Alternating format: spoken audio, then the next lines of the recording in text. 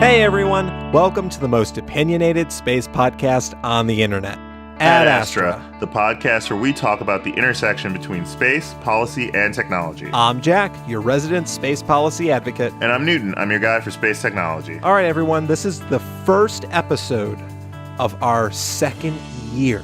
Woo, we did it. First episode of a second year. Crushed one year. The podcast. Unfortunately, it's episode 52 because we missed one episode, but we'll make up for that at some point, right, Newton? we absolutely will. But before we get started, I guess we should do this now. We would like to dedicate this episode to one Dr. Stephen Hawking. Stephen Hawking was probably one of the most famed and influential scientists of our time, one of the most famed and influential physicists of our time. You know, he delighted a number of audiences, both in popular science as well as his colleagues in quantum physics. Dr. Hawking was born back on January 8th, 1942, and at the age of 22, he was diagnosed with a rare motor neuron disease known as Lou Gehrig's disease. He was only given 2 years to live at that time. After being given that much time, Dr. Hawkins would spend the next 54 years of his life changing the world, discovering new physics such as Hawking radiation, and new ideas that would change the way that we think about black holes forever. And he just had a way of describing the universe, you know, even after losing most of his motor skills, that just no one in our time ever could. So we take this time to dedicate this full episode to Dr. Hawking. As I wish I got a chance to meet him. I did stop by his office once.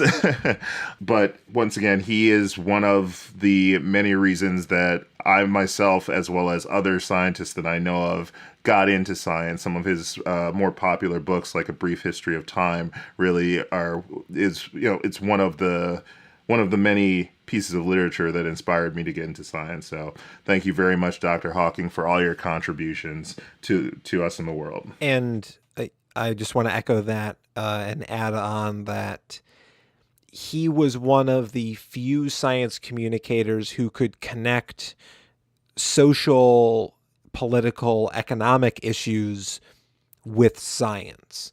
And speaking as a policy person, someone that doesn't have a background in science per se, that being able to bridge those two areas, which are so often divided from our perspective, seem very arbitrary, but when you're confronted with them, seem like very insurmountable differences between the sciences and between society or social science.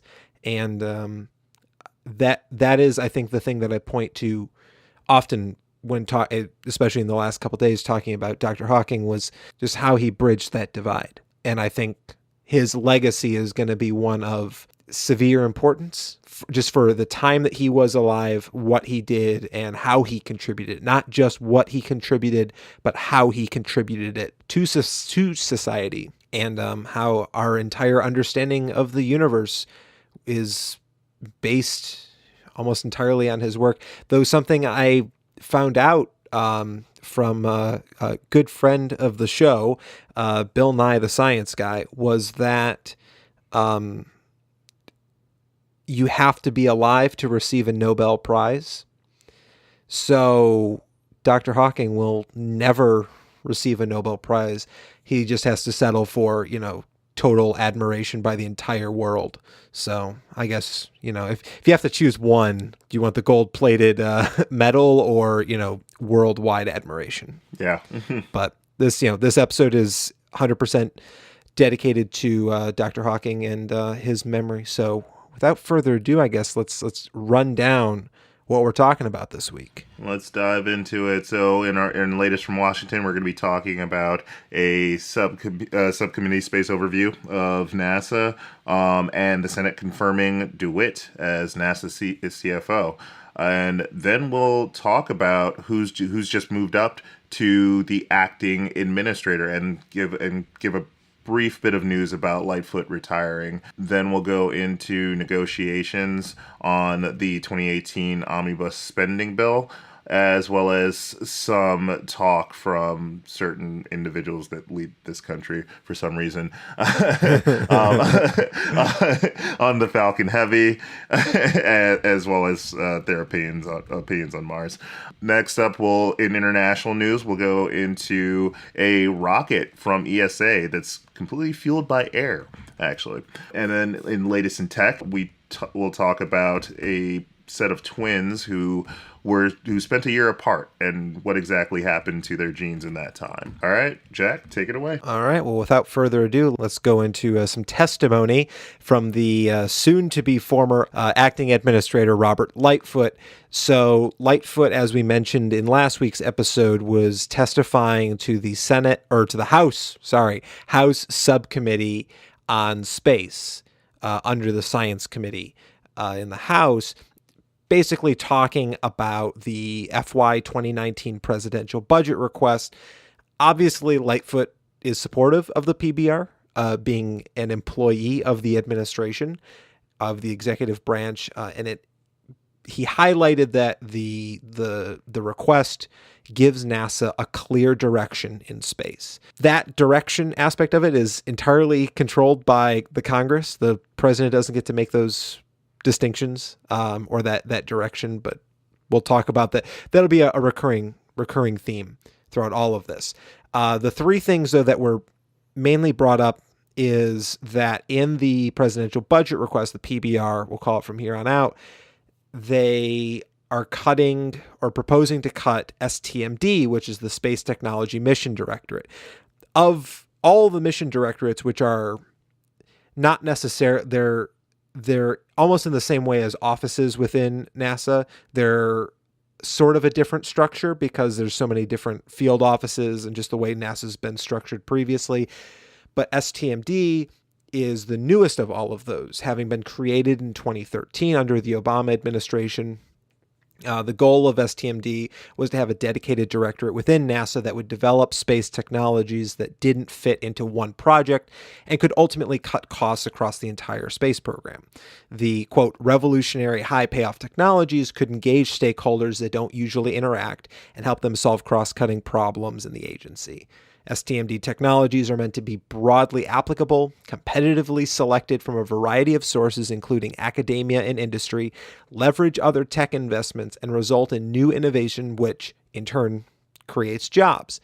It's very incubatory, I don't know, very Silicon Valley-esque in how it words itself, but very indicative of a new approach at NASA that is more reminiscent of 21st century tech innovation. And of course, the budget request wants to cut it, mainly because their idea is that there shouldn't be one central office within NASA centralizing the development of technology, but everything should be developed on a mission-by-mission basis. That mission, specifically for this administration, is this Moon-Mars thing. Ultimately, it's a very complex topic, and there's people on one side, people on the other. One of the people on the other side who is against cutting STMD is former chief technology officer and current dean of engineering at Colorado University Boulder, Bobby Braun, who says a small hiccup in the development programs eats the budget of the basic research and technology advancement needed to accomplish more in space. Essentially saying that if you push tech development onto the missions themselves, they're going to spend more time doing that than actually developing the scientific tools needed for that mission, ultimately reducing the scientific impact of said missions. You know, this is sort of in part a call on NASA to really develop out this roadmap so that the technology developed by the specific missions can then go into this broader developed technology that NASA can leverage. The other thing that they talked about, that Lightfoot talked about, is the ISS. Obviously, that's something we've talked a lot about on the show, just going back to that 2024 versus 2028 versus 2030 debate. The PBR says 2025 is going to be the last year that they propose funding the ISS. That number's probably going to move around. It's probably not going to be exactly 2025, but at least it gives a set end date, which is something we've talked about on the show. And finally, Mars came up in the subcommittee hearing with the no longer Deep Space Gateway, but now the Lunar Orbital Platform Gateway, or LOPG. Boo. You can tell we prefer Deep Space Gateway on the show. Seriously. Who came up with the LOPG? Really? This administration, obviously.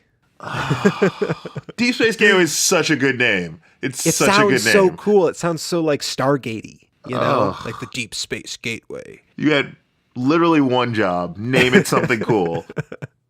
But so Mars, of course, came up, and all this talk about Moon versus Mars, the uncertainty of what the administration wants to do. I mean, they changed 30 words in the national space policy. There's no way that you can decipher an entire program, let alone the entire space agency, changes within the space agency, from the changing of 30 words in a document from 2010. So there's a lot of confusion. Exactly a week after, I visited with Representative Perlmutter, who is famous for holding up a 2033 "We Can Do This" bumper sticker, which has a picture of Mars on a NASA picture of Mars too. I want that bumper sticker. Yeah, I've got one for you, Newton. Thank you very much. Maybe we should give away the third one.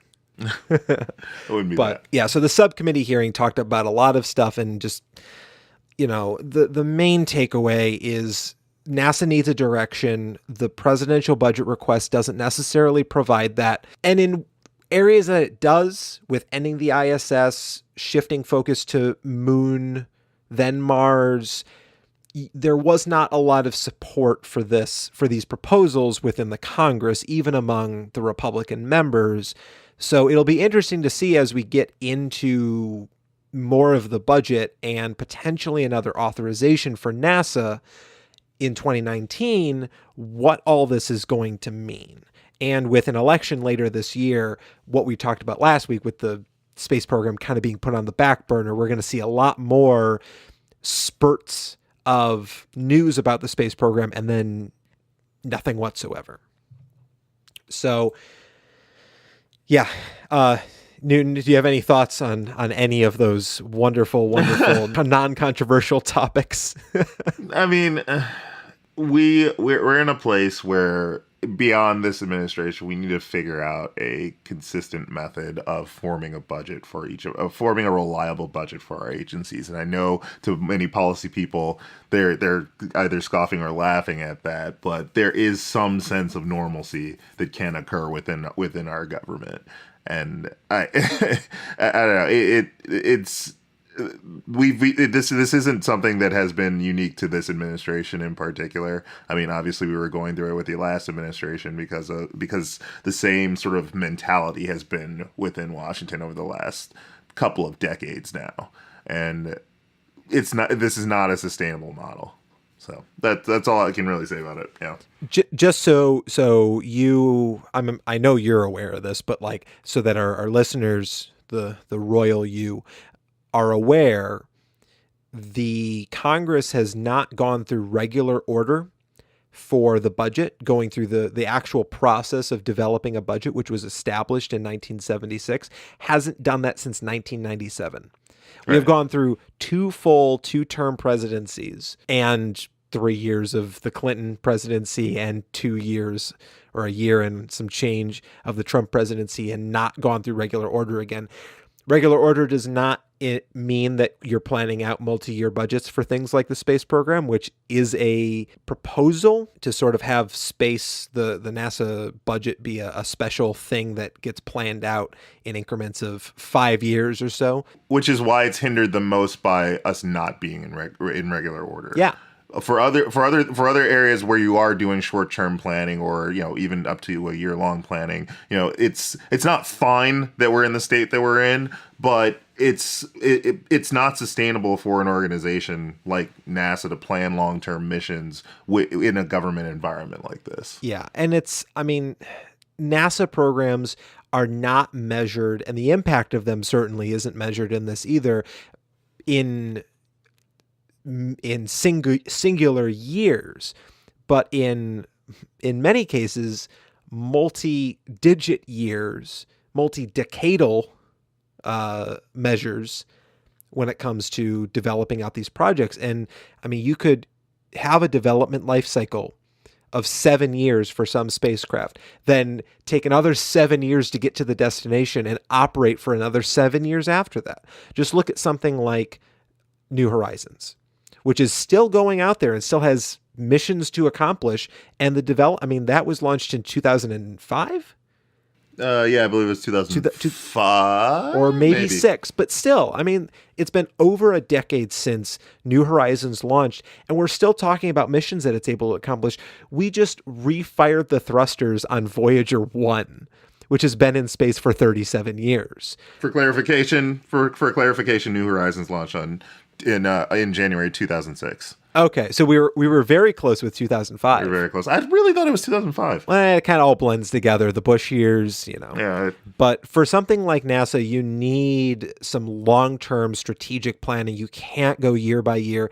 And for some of these programs, which aren't as sexy and don't get the same media publicity, like something like, the Near Earth Object Camera, or DART, which is the Dual Asteroid Redirect Test, which DART is actually not even in the president's budget request, that it's completely cut for this year, or for FY 2019. And even if it comes back after that year, to restart the production line for some of those components could cost tens of millions, if not hundreds of millions of dollars. I know for a fact that NeoCam, actually, the sensors on that the infrared sensors that will help us detect even the slightest amount of infrared radiation emitting from near-Earth object asteroids, they're only produced in one factory in California, and NASA's their only contract. They don't make these sensors for anybody else. And so the moment NASA doesn't fund those, which NeoCam is also at risk of not being funded this next year, or at least not funded to a proper point to allow for the continued use of this factory, it's going to cost hundreds of $millions just for a sensor. Imagine all the other things that go into building a spacecraft. So again, long pitch, call your member of Congress, please. Please, pretty please.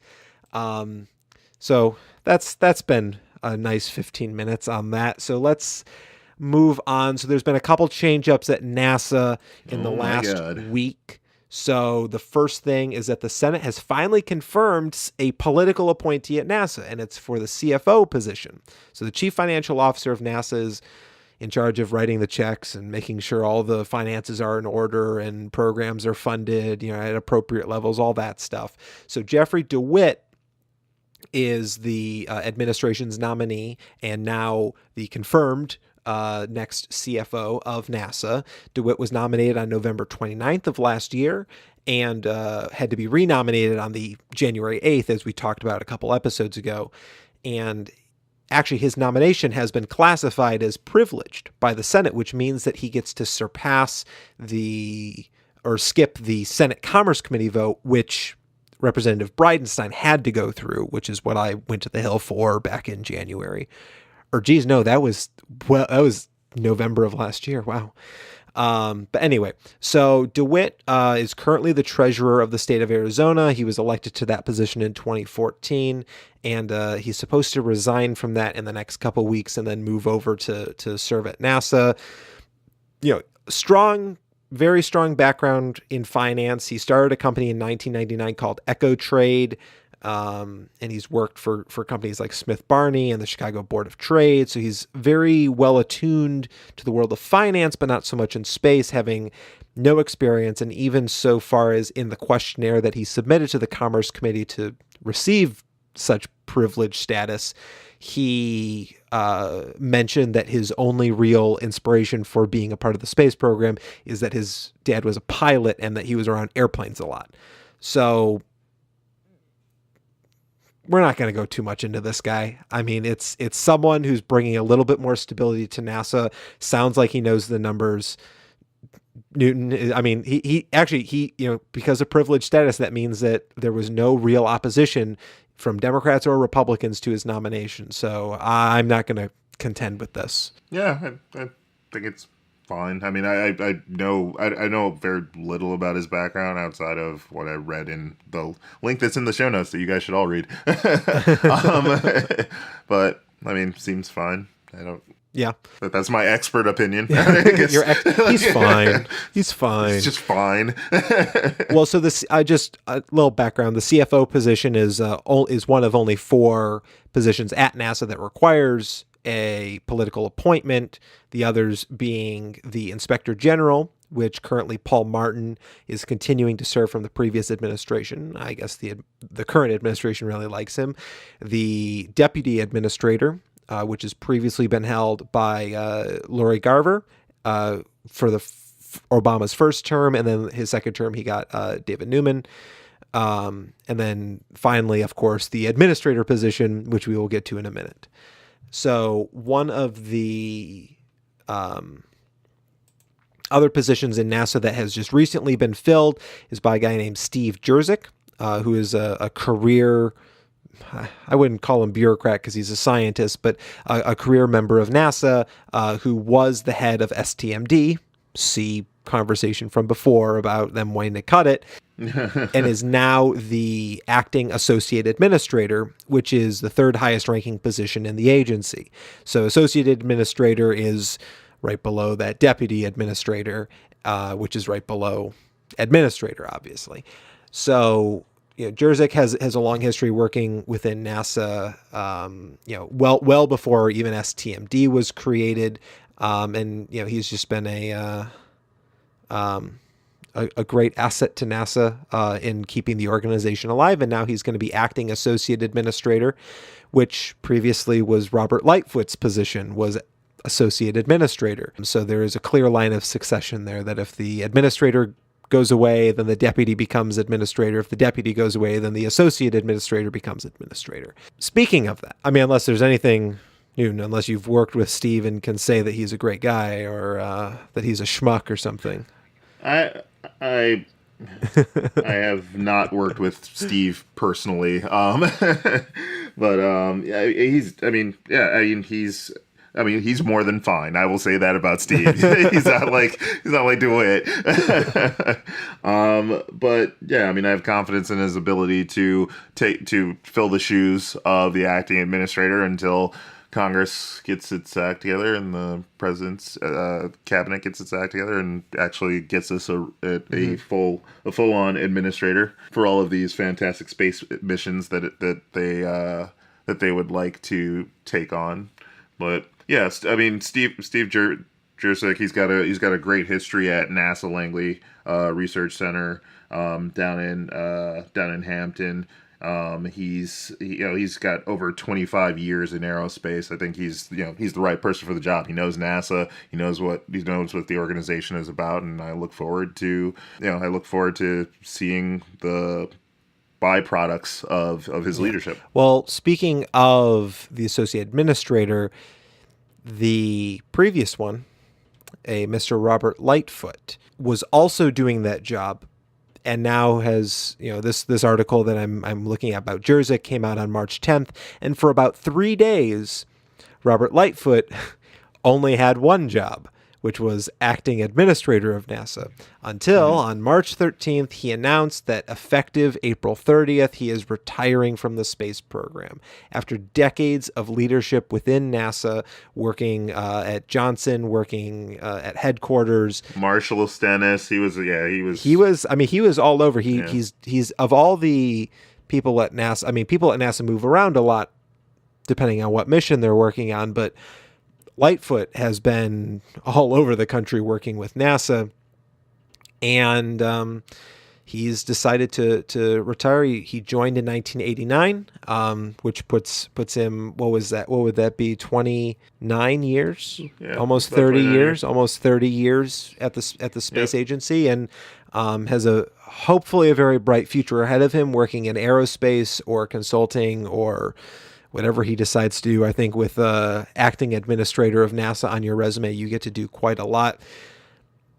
what I've been hearing regarding the retirement of Robert Lightfoot is that this really puts pressure on the Senate to vote on Jim Bridenstine. So Bridenstine, if you don't remember because it's been so long since we've talked about him, was nominated back in September to be the administrator of NASA and had to be renominated because a calendar year lapsed, and he had to be renominated per the rules of the Senate on January 8th. So Bridenstine, representative from Oklahoma, Republican, probably one of the biggest advocates on the Hill for space as a member himself, not his staff. Like, he himself is just very interested in space, has a whole thing about a space renaissance. He has the Space Renaissance Act. I think there's even a website, spacerenaissance.com, directs you to his congressional page all about this act that he's been proposing every year, every time a new Congress comes in. He's finishing up his third term, and he promised he would not run for a fourth term. And so this is for him, a step up, and he's been wanting to be administrator for a while.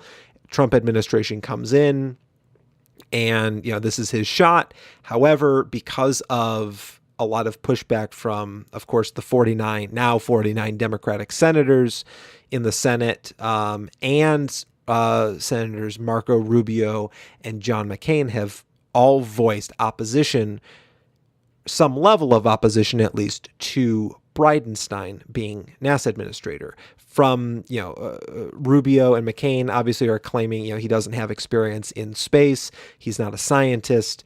To people in the Democratic caucus who are saying, he's not in the space field or a scientist. Wait, are Republicans and Democrats agreeing on something, Newton? Here's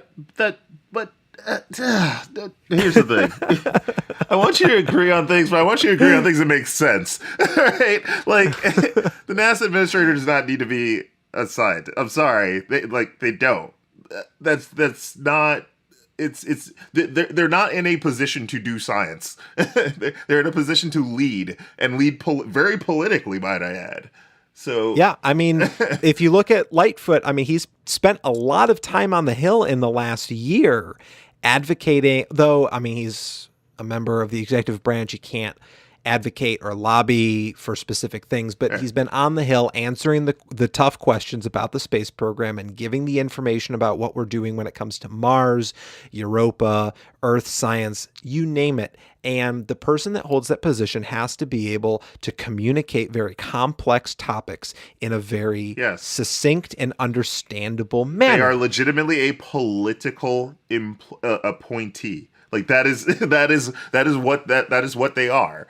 And they need to be able to, they need to be able to, one, not embarrass the agency, two, not embarrass the administration. They do a good job of that on their own. And then three, actually, communicate when as needed in order to justify to Congress why they're, for instance, proposing, a specific budget, right? Those are the types of things that they need to do. That they don't need to actually be doing science or have had to have done science in the past. They just need to understand enough about it in order to advocate for the agency itself. And having read things that he's written and heard him speak publicly on the record in front of the Senate Commerce Committee testifying as to why he'd be a good NASA administrator, he said that he would defer scientific questions or questions that required scientific input to scientists. He's not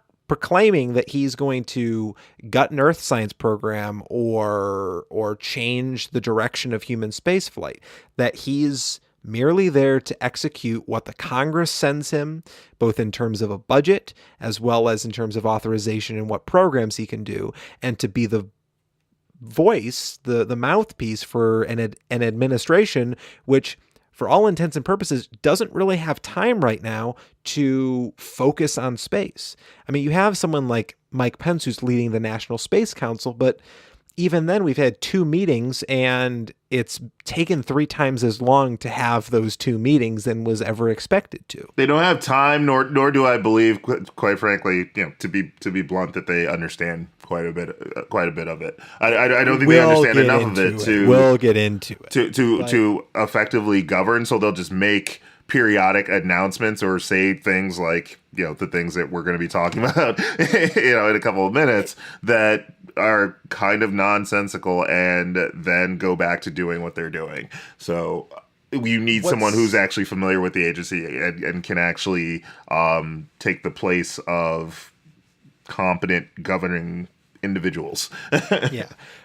Last thing I'm going to say about this is the only thing that's going to be worse for our space program than these continuous budget shortfalls and shutdowns and lack of coherent strategy when it comes to appropriations is a piecemeal space program that's forced into place because the Senate doesn't act on confirming a person who is willing to help set the stage, regardless of administration, transcending party lines, set the stage for human advancement into the cosmos, both with human bodies, sending them to the moon, Mars, Lopji, whatever you want to freaking call it, and extending us into the cosmos robotically and observing Earth. I mean, it's the piecemeal program that's being thrown together now in periodic announcements and space policy directives that make absolutely no sense is ultimately going to hurt the program and pushes off human advancement into the cosmos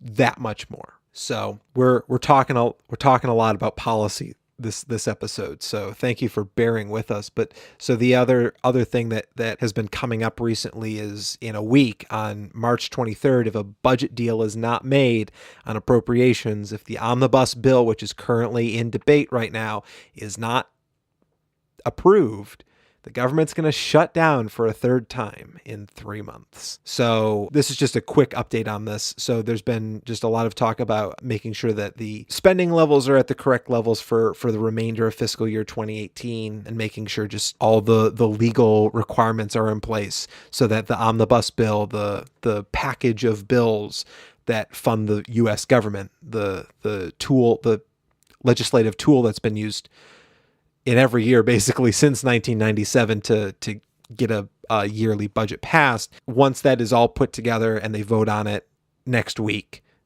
we're actually going to have a stable source of funding for the federal government. So that's just a quick little update, maybe to take a little bit of foot off the gas. But to put the pedal to the metal once more, going back to this piecemeal space program idea that we just discussed, the president brought up in a speech to the 3rd Marine Aircraft Wing near San Diego. He focused most of his talk on the military and talked about border control and missile defense, but also went into some social issues like human trafficking and sanctuary cities, and then also talked about space. And so on Space Policy Online, which again is a great resource, I've mentioned it before, there is just a list of his space-related quotes from the event with no analysis needed for any of these. And in it, he, of course, he gave shout out, honoring John Glenn, former astronaut and former U.S. Senator from Ohio, but also talked about going to Mars, which he claims wouldn't be happening if his opponent had won. Again, I mean, that's just not substantiated by anything. And claimed that space is a war-fighting domain, just like the land, air, and sea. Again, unsubstantiated. There's no proof that wars are being fought in space right now, unless I'm just completely oblivious. And went on to call for a space force. Now, what's really interesting about this is that Representatives Mike Rogers of Alabama and Jim Turner from Tennessee have been huge proponents on Capitol Hill for implementing a space force. Mainly their idea is that there would be a couple studies done by the end of 2019, and that by 2020 we would establish another branch of the military akin to the Air Force, akin to taking in 1947, when the Air Force was created out of the air wing of the Army, that you would take the space aspect of the Air Force and turn that into an entire Space Force. Now, that proposal did not succeed in the 2018 National Defense Authorization Act, mainly because the Trump administration opposed adding in the provision requiring the creation of a Space Force. However, in the same stroke, Trump very publicly announced that he wants a Space Force. And honestly, I think he's only saying that because he thinks it looks cool and that it's something that he can proclaim to do and not ever really have to do much follow-up on it, because he certainly didn't mention Representative Rogers, and Turner hasn't talked about how it would be organized, just went out and said, we're going to do a Space Force and it's going to be great and wonderful, and oh, look, the fake news, and then went off to talk about something else. So, Newton, thoughts? Any thoughts? I have no thoughts for this. I can't process this right now. And I mean, he talks about how, and sorry to anyone who's listening this and supports the Space Force. We've talked about this before on the show. I think the Space Force is a great idea if it comes in sequence in a timely manner. If it's very deliberate and it's not just, oh, we're going to have a Space Force now, and we suddenly have a Space Force and there was no lead up to it, no creation, because we have a Space Command. Or actually, we don't even have a Space Command anymore because it's the strategic... Yeah. Right? The Stratcom technically is Spacecom.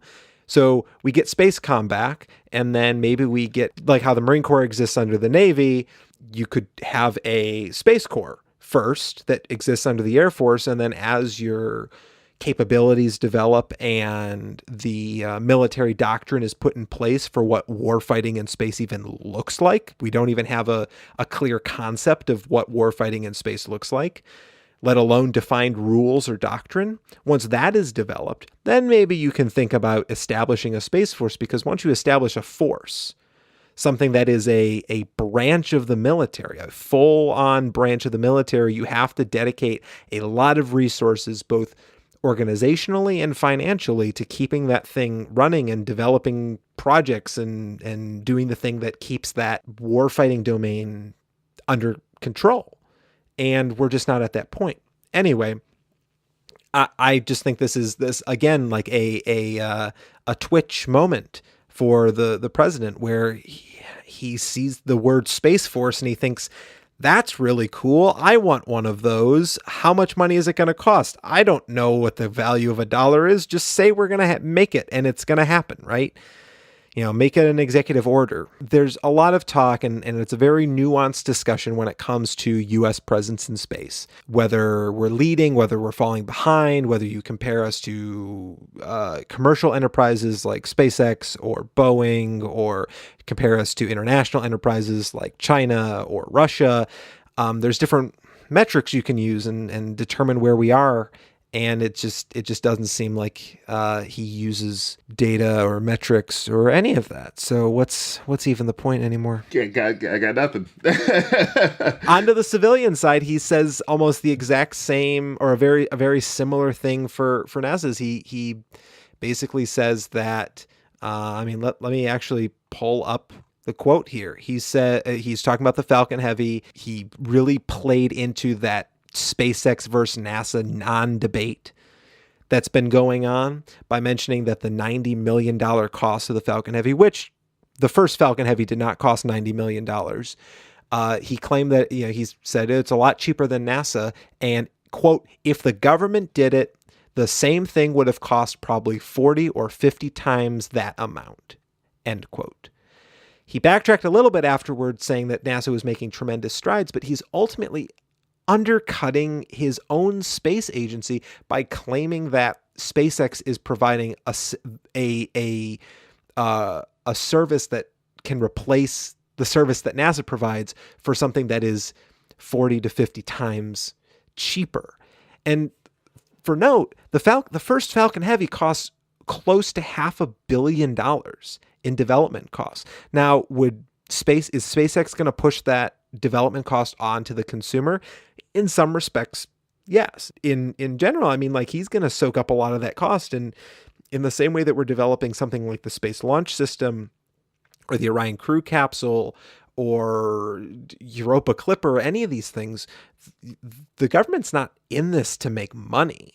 The government's going to take a loss on anything that it does. But the gain that you get is something that you can't measure necessarily in market value. SLS isn't going to have necessarily going to have a market value.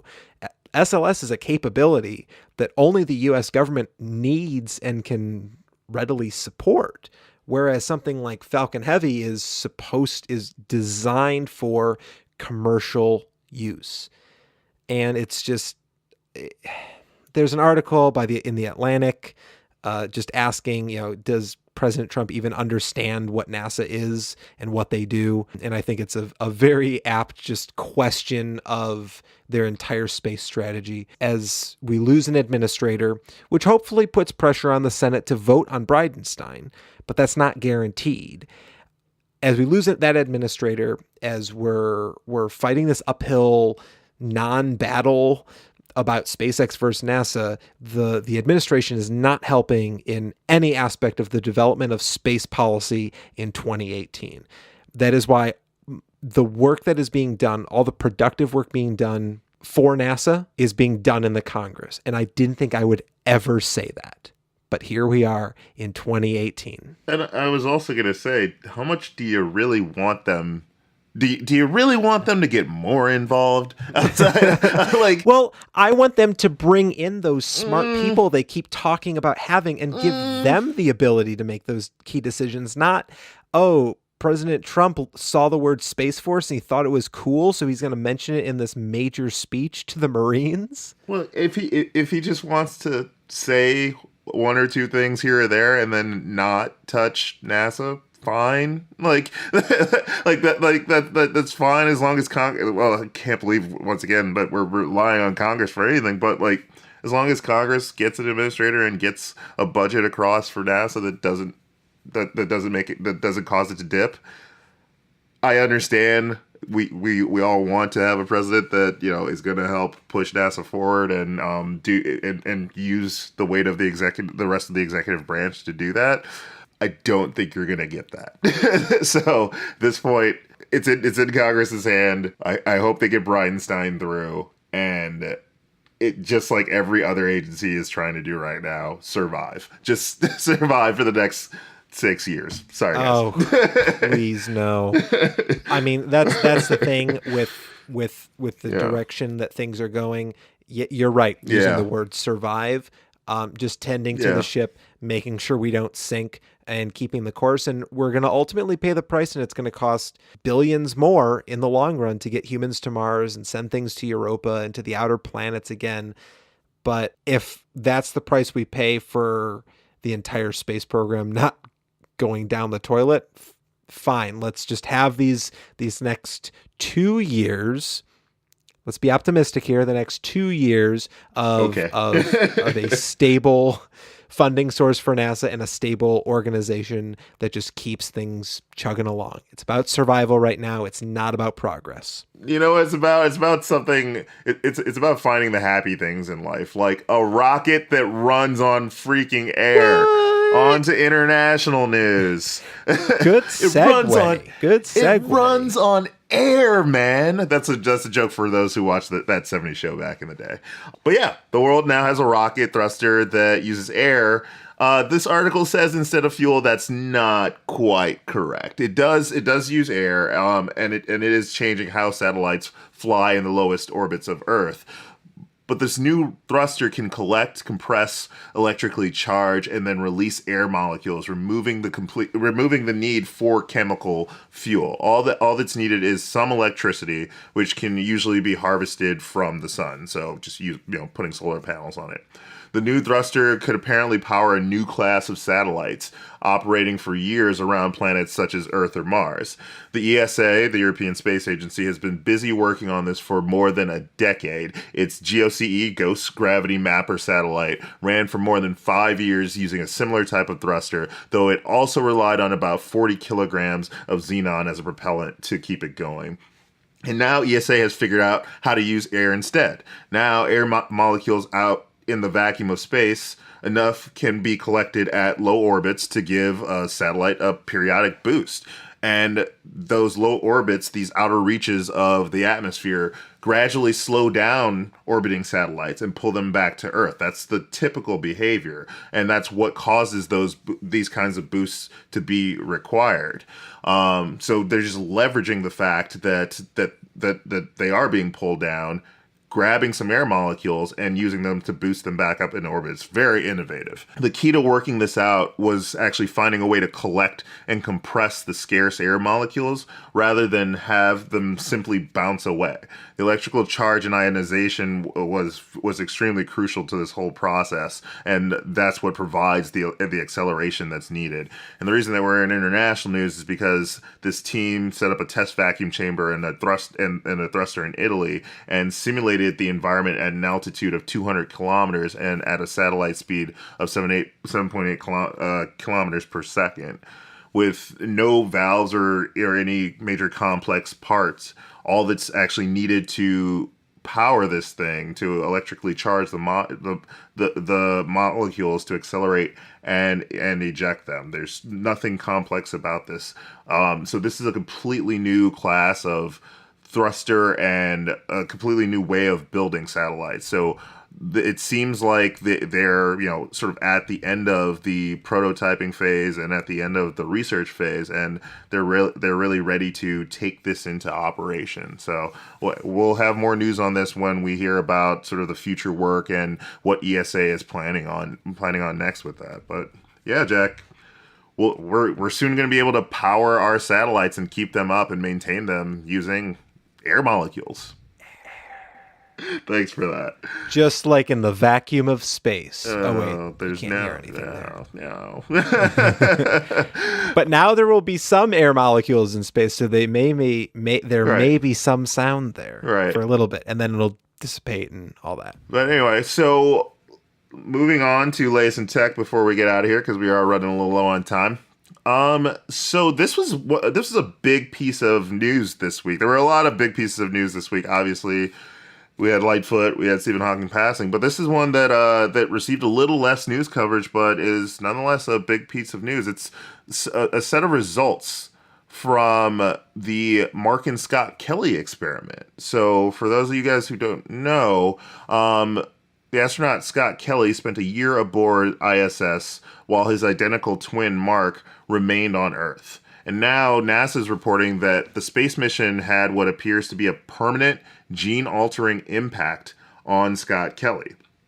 So once again, the two are identical twins, and Scott's DNA did not fundamentally change, but what researchers did observe are changes in his gene expression, which is sort of how your body reacts to your environment, which is to be expected. He survived a year in the stresses of space, 340 consecutive days between March 2015 and March 2016.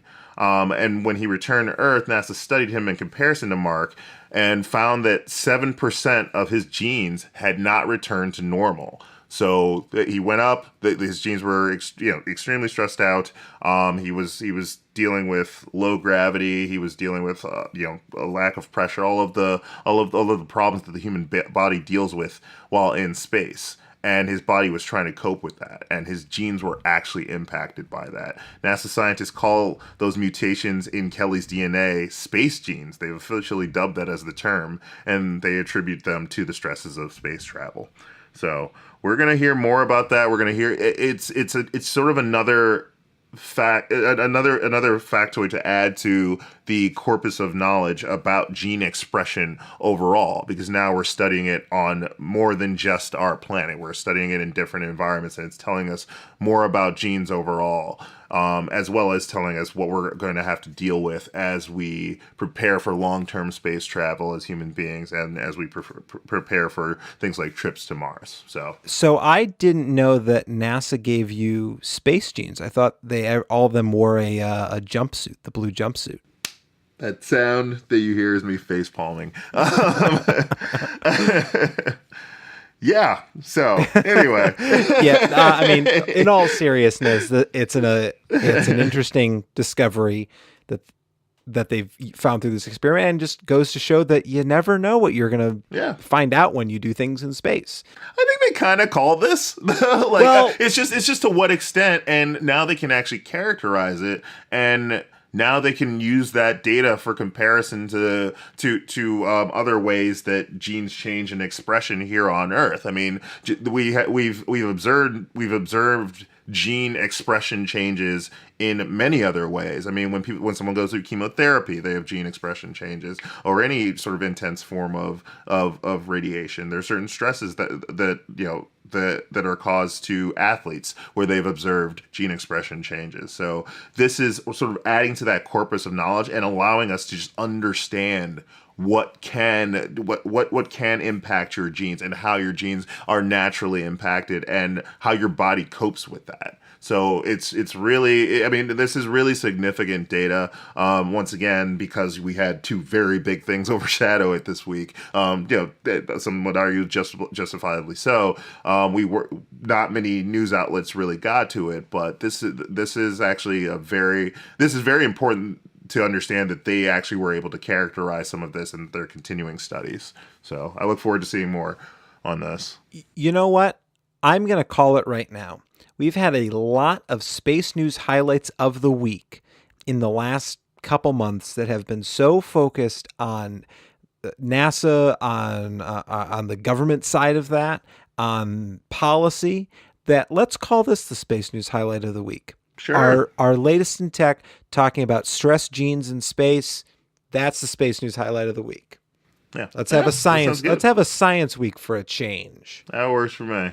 Great. That works for me. So yeah, we're running a little longer than we usually do. Just a lot of stuff to fit in. Thank you all for your patience in these later episodes. I know we've been going between releasing on Wednesdays to Fridays to this one. I think if you're listening to this, it's probably a Saturday or Sunday maybe that you're listening to it. It's been a busy few weeks, folks. It's been a busy few weeks, and we got a lot in store. And we've had some activities that you guys will be hearing about fairly soon. Absolutely. It's going to be a very busy year, I think, for all of us. Yep. We're both of us are working on some awesome projects, and we're looking forward to sharing all this stuff with you over the next year and the years to come after this. So unless you have anything else, Newton? Nope, I'm good. All right. Well, as always, I'm Jack. And I'm Newton. Ad Astra.